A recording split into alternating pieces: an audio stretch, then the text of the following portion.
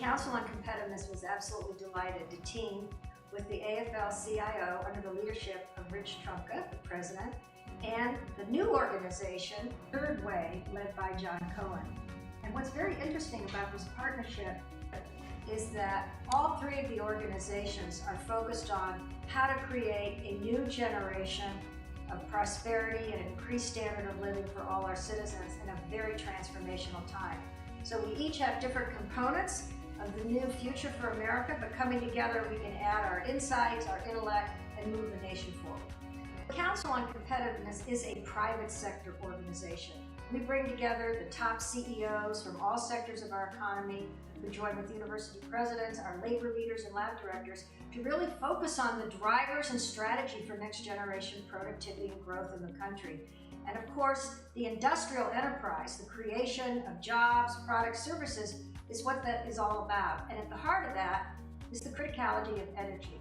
Well, we are in a state of relatively low productivity growth. And so to unleash the technological transformations, the digital, the biotech, the nano, the cognitive revolutions, and apply these to the need to have, clean water, affordable energy, access to energy, and to drive the transition to a low carbon and carbon constrained world. And what's very exciting about this report is that we're addressing the whole continuum of what needs to be done, but at the heart is the private sector and industry has to lead this process.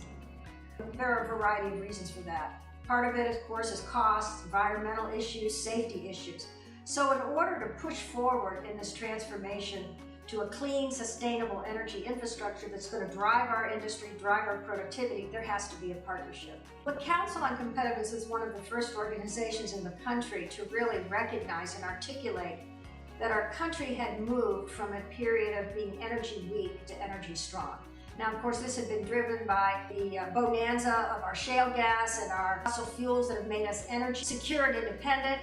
Not too long ago, a huge percentage of our current account deficit was because of energy. Energy was a national security issue. We've moved beyond that, and you couple that with the development and deployment of these advanced manufacturing technologies. The standard-setting process has a huge role to play, and it always has in terms of getting the industry consensus for some of the very risky new technologies and how they need to be structured so they can move into the marketplace. We had a strong consensus from industrial leaders across all sectors that energy is everything.